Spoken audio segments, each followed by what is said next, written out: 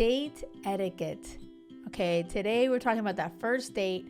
You can tell so much on that first date. Okay, so take note. Okay, on either side, if you are the guy showing up or you are the girl showing up looking for your person, this is going to serve both of you. Okay, if he doesn't open doors for you, I'm sorry, but chivalry is not dead.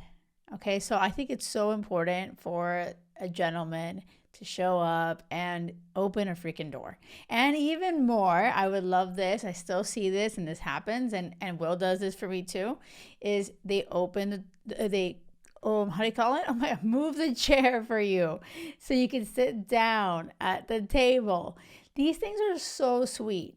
Okay, take it a step further for someone that is beyond, right? Look, he has you choose a seat that you prefer, right? And normally the guy, this is like old school, so this part is kind of like not necessary, but normally the man sits looking at the door. Okay, so that's normally what you would sit at. Does this mean if, you're on a date with a guy and he doesn't open the door for you, is it bye-bye time? I honestly feel that if a guy doesn't open the door for you, you're on that first date and he's not opening the door, I feel like you try to give him a chance of, like, in the sense of walk slower and see what he does and see if he opens it. A lot of gentlemen won't even let you do that, like let you even come close to the door. They'll open it. And so I do like to throw someone a bone for the first time, not just jump to negative conclusions and think, oh my God, he's such a douchebag or he's awful. He's not opening the door for me. I don't think negative. I don't want you to think negatively like that, right? And I want you to give them an opportunity to show up for you. And so like if the whole night they're not opening any doors for you, okay, that's a massive red flag. But besides that, or any car doors, but on top of that, like at the actual date, right? If they are just not considering what you like, how are you feeling? Do you want anything to eat? Are you hungry? Do you want anything to drink? It's about him giving a shit. It's about them putting you first. And if he's just like ordering what he wants and he doesn't even care, but if he's like, hey, how do you like the menu? Have you been to this place? It's about him putting you first and him really showing that you're the priority. Okay? Those kind of things speak volumes. If you're sitting on a date with someone and they're not bothering to ask what you want, what you need, how are you happy, how do you feel, this is not someone that clearly is going to put you as a priority or make you a priority. And you know what? Even if you're just meeting for the first time and you don't even know if you're aligned, and if you're thinking, oh, but I don't know them yet, how am I supposed to treat them? Like, no, bullshit. If you are being intentional in your life and you want to find a partner, then you show up like the partner that you want in your life. You want to show up and make them a priority. I don't care how little you know them, but you have to go with that idea of this person might be your person. So, first impressions are important. And you have to make that effort and not be so self-absorbed and be all about you. So, ladies, if you're on this date and you're feeling like they're not even asking you questions, they're not even listening to what you're saying, all they do is talk about themselves. Oh my gosh, that's a massive red flag. Like and when I say massive red flag, that's like grounds for bye-bye.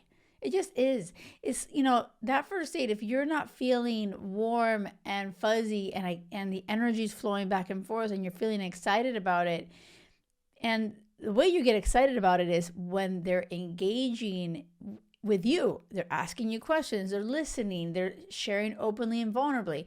If they are not doing any of that, and it's feeling like you're just so distant from them, you're not connecting, they don't have good manners, they're eating with their mouth open.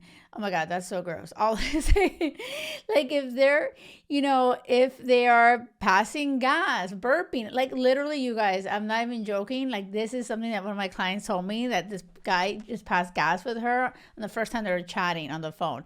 So I'm saying even what you would think is the obvious, I'm going to say it. Like these kind of things show a lack of emotional maturity. And you don't have time for that. You're here to find your person, and there's a way for you to empower yourself. And these are things that you need to keep in mind. Okay. So when you are feeling sometimes like, oh, I don't know, I'm just not sure what to do, here is like a clear list of things. You know, if they're not doing any of these things, asking you questions, listening, sharing openly and vulnerably, if they're not they don't have good manners, they don't give, they just are all self-absorbed, don't waste your time. And by the way, you don't even have to sit through the whole date. This is all about date etiquette, right? And how you show up. But that being said, when someone is not making you a priority and not really giving you that attention or care that you deserve, I don't want you to torture yourself and sit there for the whole date. You don't have to. You don't owe him anything. So you can just say, hey, you know what? I'm sorry, but like, it's nice meeting you, but this isn't the connection I'm looking for. But I wish you all the best. Bye. And nicely, just leave. Wait, what's going on? It doesn't matter. You don't owe him anything. You just say it's not a connection.